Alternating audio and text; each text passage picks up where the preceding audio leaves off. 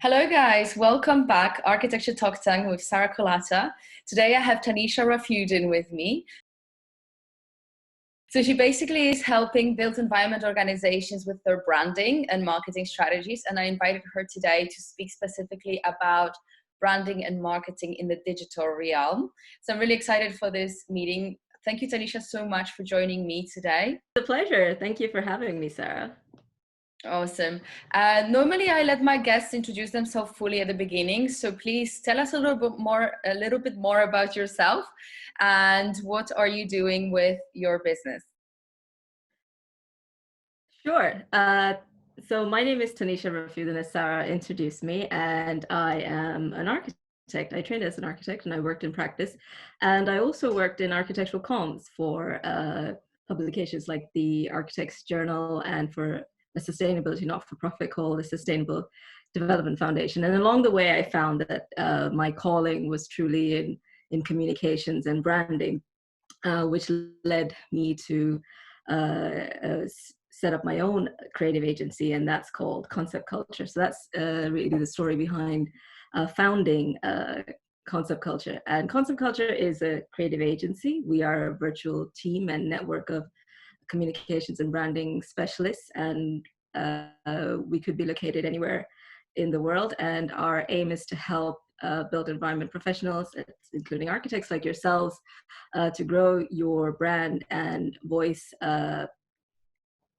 predominantly online, because we love working in the digital comms area, as Sarah has already mentioned. So you're very welcome to reach out to us for any help or advice you may need to grow your brand and business online. Excellent. So let's get right into it, because prior to this call, we had a few discussions about this, and we did cover some of the topics about comms in architecture altogether. And I think that that topic is really important for architects specifically, because historically we don't really have a tendency to market our services. And this is why I cover those topics quite a lot, because I think that not every communication works for architects, and a lot of practices are still having to navigate through the best ways that work for them to communicate with their clients. So how do you find that? Let's just kind of start from the basics here. How did you find that to be true in respect to, how you work with your clients, and you see kind of like the main things that architecture firms are struggling with? And what is the key ingredient that is important to kind of introduce to architects in respect of comms, especially when we think about the digital realm? Well, I mean, you started off, you hit the nail on the head about where, as architects, we're not very comfortable advertising our services. It's almost frowned upon. And I recently had a conversation with someone who's like, "Oh, I don't like advertising. I don't like the word advertising." But I think if we move away from that stigma that's attached to advertising, and we think about brands and what a brand is in general, I think that will help to alleviate the stigma behind it.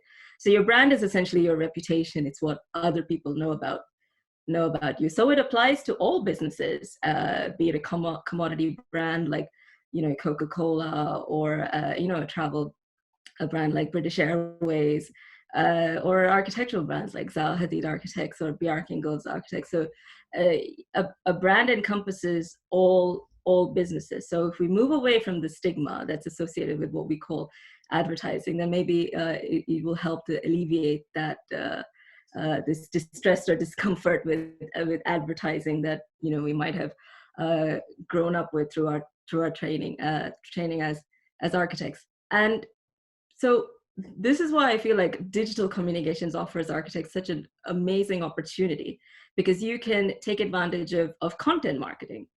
And content marketing is just, in a sense, publishing your content, your ideas, your thoughts, your visions, your designs in a palatable way for the audience and for the viewer and for the reader. So you can convey a lot through the content that you self-publish. So you don't even need to rely on architectural press or media or other channels. You can use digital communication channels like your website or your social media platforms to publish yourself. And if you invest the time to build that audience, and that's where you'll build those loyal fans, again, through your social media platforms. If it's showcasing a project that you're currently working on, or if it's showcasing a competition that you're working on, whatever it is, you know, build those audience, build that loyal fan base online, and they will keep coming back to you. And hopefully eventually it will lead to paid work and actual real-time collaboration. Yeah, absolutely. And, you know, it's really interesting you say that, but a lot of times I feel that people are a little bit afraid of going online in the first place because they, I mean, it's kind of like culturally accepted that we are not exposing ourselves so much on in the press, for example, as architects, but more our designs.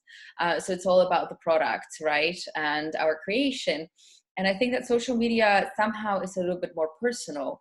So I think a lot of people are having a certain like blockage there. How would you, you know, how would, from your experience, what would you recommend about it? And how is your perception of that issue? Well, yes, I mean, I have to agree with you. Social media is definitely the platform to showcase your brand's personality and your personal brand as well. So if you're a small practice, and the practice is named after you, then that's a no-brainer, really, because the name is the brand, you are the brand, and the work that you do is a part of that brand. So I guess if you are uncomfortable being on social media, and if that's not something that you want to do, then don't do it yourself. But you can get someone else on your team maybe to do it, if you have an in-house marketing team. But if you don't have an in-house marketing team, you can outsource that. And that's also the beauty of working in the digital environment, is that you can outsource a high quality team from anywhere in the world to work together with you to help you with your social media. So I have to say, it's not for everyone. Broadcasting yourself on a regular basis and really being into it, it does take up time, it takes up energy, and it's not for everyone. So if you find that you've tried it and it doesn't work for you, then definitely go down the route of outsourcing that and hiring a specialist to help you that. But don't ignore social media. I think that's definitely something I would stress on. It's a very powerful platform, and it's not about the number of followers, but it's the quality of followers, and the quality of connections that you can make on that platform. And that's definitely one pool that you can find your clients from as well. So if you are uncomfortable being online all the time and broadcasting yourself and taking selfies or doing Instagram lives, if that's not your cup of tea, just outsource it, but don't ignore it. Like, definitely be on those platforms, be visible on those platforms. Yeah, absolutely. And I think to add to it, it doesn't have to be always personal marketing. It doesn't have to be your face there. You can tell stories from your office. You can tell stories from your build sites. You can tell stories of processes that you're involved with when you're designing, when you're, for example, coming up with ideas or actually executing them. And that can be very interesting, not only to other architects, which can be interesting content for them to learn from, but also perhaps follow you, admire you, want to join your business, etc., and appreciate your thought process. But also, I'm guessing with clients specifically, to be able to show the processes and to show them that you're knowledgeable, that everything is kind of coming from somewhere, and and that it's a process. And I think that these processes also help the client appreciate the work that you're doing, because they can better understand what you're going through as you're developing these ideas. And I think that on that note also, I wanted to ask you a little bit more, to specifically kind of tell us a little bit more about client relationships when it comes to digital marketing. They're slightly different. And I know that when you go out there to the world of digital marketing, you should actually define very clearly who is the customer and who is the person that you are addressing your message to. But it can be extremely beneficial to do that, to go through that process and also develop that relationship with the client. And there, as you probably will expand on it, there are incredible ways in which that can affect architectural businesses. And I think that's something I would really like for us to talk about, because I find that a lot of architects underestimate the power of social media, mainly because of not understanding that this can be an incredible way to generate leads and actually find clients.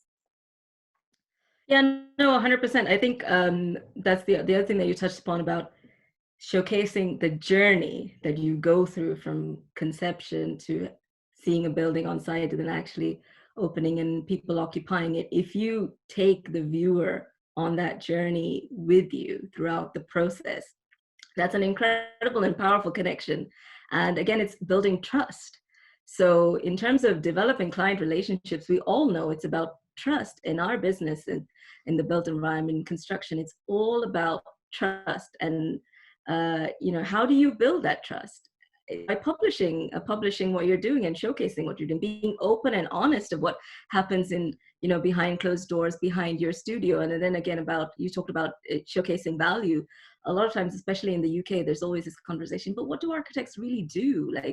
Or there's this notion that architects are expensive, and you'd only bring on an architect if you're designing a high-end luxury project. But no, there's real value that architects bring into the built environment, and that's where using self-publishing tools like social media come into play.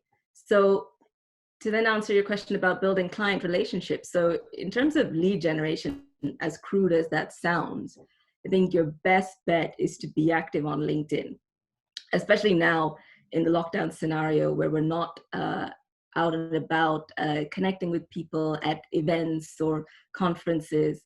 All those opportunities no longer exist in a face-to-face environment. The events are happening online for sure, but to really dig deep down in connecting with people one-on-one, I think LinkedIn is the best place for you to be if you are working, if you want to communicate to the B2B audience, so from a business to business perspective. But if you are wanting to connect to people on a B2C environment, that's business to customer, maybe homeowners for the private residential sector, then maybe you want to be on Facebook, or maybe you want to be on Instagram, as everyone loves a well-curated Instagram feed. And it's just a way of escapism. Like, you can spend hours scrolling on Instagram. I think as of today, it's endless. You could just spend infinite hours scrolling on Instagram. But yeah, definitely be on LinkedIn. And when I say be on LinkedIn, and be active on LinkedIn, so publish regularly on LinkedIn, connect with people on LinkedIn, and have a strategy in place. So like you said, define who your ideal customer is, define who your ideal client is, and do some research into where they're hanging out, what hashtags maybe they're looking about. And that's the other thing, like that's the reason why digital marketing is such a handy tool, is because it's all tagged by hashtags under subjects. So if you're a specialist in sustainable architecture, look up the sustainable architecture tag on LinkedIn, go and contribute to those conversations, see what conversations are happening, make sure your name's out there.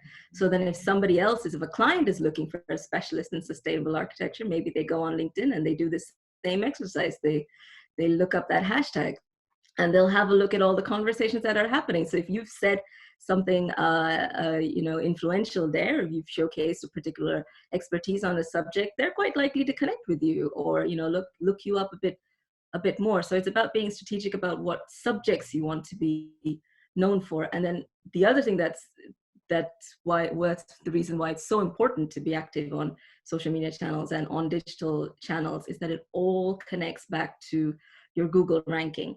And ultimately, in a highly competitive environment that architecture is, and everyone's vying for attention, ranking highly on Google in the top 5 pages, if possible, for your specialist subject becomes very, very important. Because for people who don't know you to find you, they're going to go on Google and looking for specific subjects. So let's go back to the sustainability example. So they might look for a sustainability architect London. And, who's on that page? Are you on that page? If you're not on that page, how do you get to that page? And so there's a number of things that you can do, and they're all related to being active on your digital profiles, be it your website or your blog or your social media channels. And the other thing that these tools have this instant message feature or direct message feature, depending on the platform that you're on. And DMs are a great way to connect with people without the formality of the email. And because LinkedIn, if your profile is on point and you've got all the fields filled out and you're showcasing great content on LinkedIn, so the person has already been taken through that journey of your expertise and your knowledge. And so in a way, there's already a picture created in their mind. So, that you can be able to break the ice and find common ground, which doesn't always happen in the cold email, whereas a cold LinkedIn message is a whole other ballgame. And you'll find that people are quite receptive to reaching out to and responding to a cold, even if you want to call it a cold email, someone you don't know on LinkedIn. Just go for it. Trust me, no, people aren't shy anymore. You'll make a lot of connections on LinkedIn. Absolutely. And I think that it's a really great way to connect, because it is a social platform, but it's less social per se. It's very oriented around business, and people are really responsive on it. And I think that it's got an incredible power that businesses can leverage.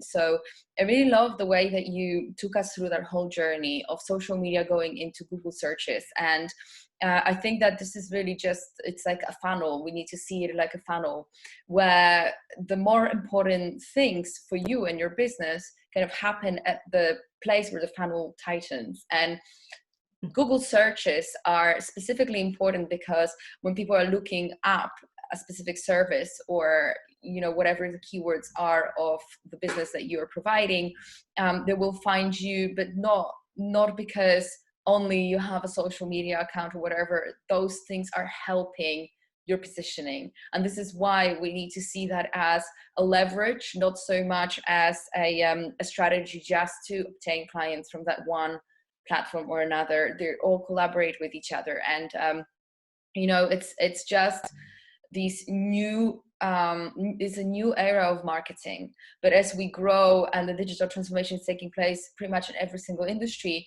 this will one day turn to be one of the main ways of marketing. And at the moment still it's very unexplored, but also it's fairly cheap to market that way, because a big part of it is organic traffic. And I actually wanted to touch a little bit on the paid side of it as well, because I think that it's important to understand the investment part and what it takes. And it's a little bit different to what architects normally think of marketing, and obviously budgets directed at marketing activities. So let's talk a little bit about ads. And how would you see that part of the business? I know it's very important for definitely lead generation, but it's probably not a common practice within the architecture industry to pay for ads and advertise on social media. So why would an architect in the first place consider advertising and paying for advertising? Well, then again, we're back to the dirty word of of advertising and definitely paying for it. Wow. I mean, if you are new, I would say go for it, and again, hire an ad strategist, hire a specialist. Don't attempt to do it on your own. Like, you go into the Facebook ad dashboard and it's so confusing. It might put you off. So if you're starting out and nobody knows who you are and you want to generate traffic to your website, then definitely invest in Facebook advertising. Purely because Facebook has all the data already. People give Facebook a lot of data for free, so you can target campaigns. Again, going back to who your ideal client is, it has all the demographic data, it has all location data, so you can create very targeted campaigns to reach your ideal client and ideal customer, and that will bring traffic into your website. And then it's up to you. That's how good your your website is, how good your landing page is. So that's only one part of the aspect, is bringing the traffic to your website, and then it's up to you as to what the quality of content that you're showcasing on your website to convert the customer to actually pick up the phone and call you or fill in your inquiry form or whatever the lead gen activity is. And obviously Facebook now owns Instagram, so you can have a whole campaign where your ads appear on Facebook and Instagram, so you're capturing audiences across multiple platforms. I think for the bigger practices, I doubt they're investing in. I recently was at an event where quite a popular practice in London, their comms manager was outright, no, we are never going to invest in ads. So that going back to this stigma about ads, because the other thing is that when you post an ad, it's very clear that it's a sponsored post, that it is an ad. That's because it has to follow certain global guidelines. So if you're new, I wouldn't worry about it. We all have to start from somewhere. So definitely, if you have the budget, invest in the ads, because that's where the traffic will come from. I'm just working on another promotional project that's more of a social project, but we did a campaign with ads across Facebook and Instagram, and it increased our traffic by almost 200%. We were getting 100 visitors a day. So yeah, it depends on how much you want to spend as well. But for the early starters, and you're first starting out online, and you can do Google ads as well, and your name will appear on top of the Google feature. And Google gives you, if you register for Google My Business, you get a couple of free credits as well. So make the most of those free credits to get on the Google leaderboard, so to speak. But yeah, ads do help those who are first starting out. Maybe not so much for the established practices, but those starting out, they will give you a huge boost, get people to your website. Absolutely. And I think that obviously, not to speak that, the established companies have been established because of existing on social media early, but that plays a very big role. A lot of influencer publication houses, as well as architecture firms that started early, have a big following, not only because of their achievements in architecture, but also because they started early. And I think if you are starting today, or maybe even had a profile for a really long time, but you never really put attention into it, and you don't have so many followers, and you think about doing it, I think it's a really great investment strategy, because it doesn't even take all that much money. So recently I actually did a very similar thing with a client, and we only just invested like 20 euro per week for ads on Google, and actually the following within very few, like I think maybe 2 weeks, it increased 600%. So it's really incredible, the outcome. And I think a lot of it is obviously how you set up the ads and the keywords that you use and things like that. But if you think about it, when someone lands on your profile and you see that there is 600 followers, 1,000, 5,000, 6,000, that looks better than 100. And sometimes you might want to test it, but it's definitely important to start thinking about it and growing that part of your business, if you do understand that this is a strategy for obtaining clients down the road. Mm-hmm. And again, like in terms of setting this system up, it's very important to understand as well what comes after what and why you're doing certain activities, because it's not just about having following on Instagram, for example. You might as well just have following of a bunch of 13-year-olds following you, and that wouldn't be helpful for you. So it's all about like strategic positioning and understanding how to target the right audience so that you have high quality following, and that's the following that converts. But in order for it to convert, you have to have an offer, and you have to have a sale in front of them, or somehow accessible to these people, so that if they're interested to either purchase your services or actually learn from you, that should be there. So a lot of times the next kind of step of digital marketing is to think about how can you serve the people, the followers, the audience that is following you, and what could be their needs, and how can you serve them with products or services that could fit those needs. And a lot of that can come down the road from engagement. So again, some practices for engagement. What would you recommend could be a really good communication strategy for an architecture firm to engage with their audience? Well, there are a number of things that you could do, but I think one of the most uh, engaging things of maybe it's about the to and fro of engagement. So it's not just about posting a wonderful picture of your project, but then gauging, what does someone see, or how does someone react to it.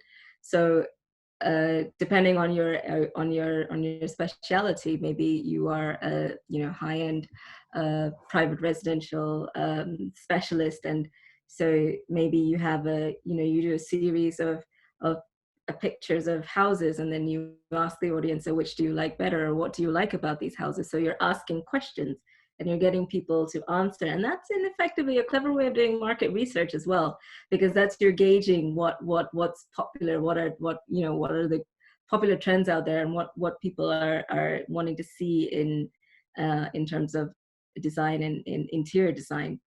And another quite fun way to engage with your audiences are quizzes. I mean, quizzes are ever popular, particularly on your stories. Stories live for 24 hours, and you have a fun quiz on your story, and you'll see people interacting with your content. And again, but going back to the bigger picture of what your content marketing plan looks like and what you want to get out of your of your content. If it's a case of a burst campaign of increasing your followers, and another thing you could look into is our Instagram takeovers. So I recently worked with a group about, because they were like, oh, we want to boost our followers. So we're like, why don't we do a takeover? And we did a takeover with another similar organization, because they have open takeovers. They have a call for takeovers. It's like anyone can do that. So it's essentially you showcasing your content to their audience. And if they have a larger audience, you both benefit, because they benefit from you providing them with good quality content. Hopefully it's good quality, and you benefit from their audience seeing you, and then in turn following you. So that's the other thing. And then I think amongst architects, it would be so fun, and I'm sure your audiences would appreciate it, if you take over each other's accounts and grow your followers based on that exercise. And then competitions are a fun way. We know commodity brands do them all the time. They run fixed competitions, and they have a prize at the end of the day. Again, that's grabbing people's attention, then getting them to come to your profile. So there are a number of fun things that you can do, but probably I think one of the most popular ones I've seen on Instagram is like, which house do you like, left or right? That kind of something as simple as that. But that's what will get people. What will help you build your followers, providing content that they can engage with. So it's a two-way. So I think social media, it's a two-way thing. You ask questions, get answers. It's not just a one-way publishing channel. So that's why it's quite fun. Absolutely. I think it's all about collaboration, really. And through working together, it really helps, like you said, to exchange followers and things like that. So basically, just slowly wrapping up, I know that comms is like a really big department, and there is, with more and more obviously tools available online and all these different ways to publish, and with the quite traditional nature of the architecture industry, I think that it still takes specialized knowledge and guidance to actually run a really good communication strategy. So how would you advise for architecture practices to approach that issue? Being an expert in this industry, you probably know yourself all the things that can go wrong and how disencouraging it can also be. So again, it's a big topic, I think, and there's a lot to learn about it. So what is your viewpoint on that subject? I think those who are particular practices that are switched on in terms of understanding how businesses, how architecture practice is in fact a business. It's not it's not just a social service. We do need to earn a living, and we do need to pay our bills. So from that point of view, it's a no-brainer that you do need to market yourself, and you do. It's a cost of business at the end of the day. When you look at it at that, it's no different from paying rent for a studio. You have to think about marketing and communications as a cost to business, as a cost to survive, and particularly now what's looking to be a incoming recession. So when you approach marketing from that with that point of view, it would no longer seem like a burden or an excess, because it's really not an excess. Any successful business owner will tell you, you have to keep the pedal on your marketing efforts. You have to keep the pedal on your communications efforts, and particularly in the digital realm, it's about being active and about being consistent, because it's as easy as it is to climb up the ranks in the Google search, it's equally easy to fall down, because if your competitor suddenly becomes overnight more active than you, then they're climbing the ranks faster. So it's not something you can sleep on. So if you approach it as a cost to business, then hopefully then you will see the value of what a good marketing plan and a good communications plan can bring to you, and that obviously will support a business plan. So when if you're thinking, oh, okay, if you're not able to afford in-house marketing support and you need to outsource it, then definitely have your business plan in place. And when you're going to a communications consultant or a marketing consultant, or you're going to an external agency, have that plan and share that plan with them, and they'll be able to offer you then tips and advice and help you build your strategy. Because without the specialist knowing what your business goals are, what your growth goals are, it'll be very difficult for them to like stab in the dark and create a wholesome strategy for you. So if that business plan, be it 6 months, 12 months or 2 years, or where you want to be in 5 years, if you have that ready before you approach a specialist, that will do you well. And I'm sure you'll be able to find the right people to connect with. Again, go on LinkedIn. There are groups. There are architecture marketing forums on LinkedIn and on Facebook.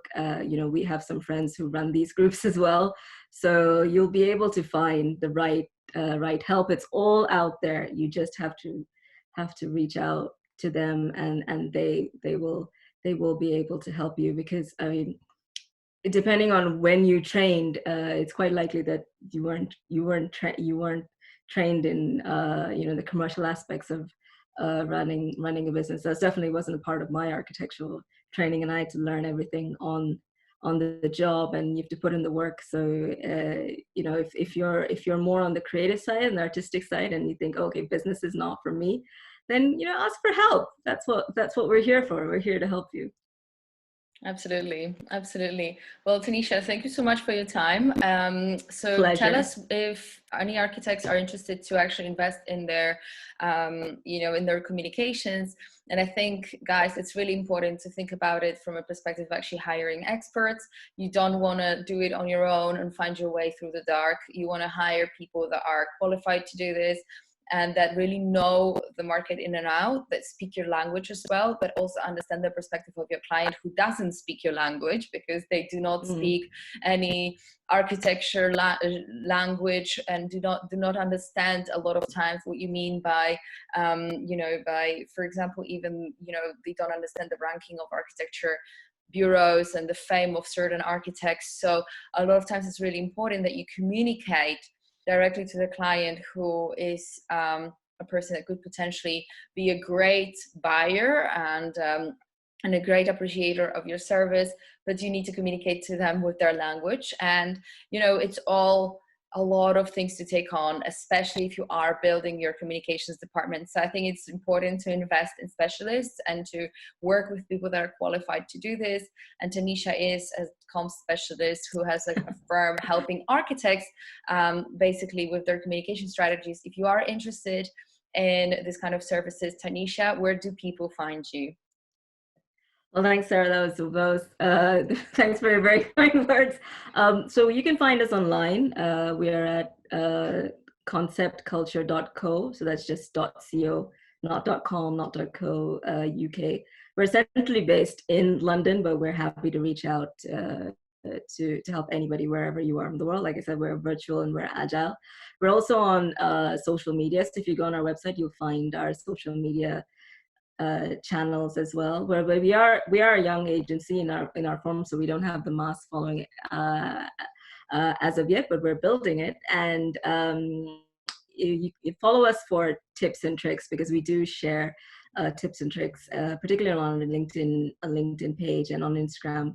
You can have a look at our some of our carousels where we do share things that you could do to improve your digital communications. But now we know it's a tough time for everybody, so we are also offering a free consultation session. So do take us up on that offer. There's no closing deadline for it. So drop us an email at hello@conceptculture.co, or probably Sarah will link to it in her YouTube description, or I'll drop a comment. In any case, I'll make it easy for you to find us and reach us. Yes, so just reach out for us, and we can brainstorm a few ideas to get, to kickstart the process. And then if you feel comfortable in hiring us on, we can take it further from there. Excellent. Thank you, Tanisha, for your time and great tips. And thanks, guys, for listening again, and stay tuned for more, and have a lovely day. Thanks. Bye. Bye. Bye.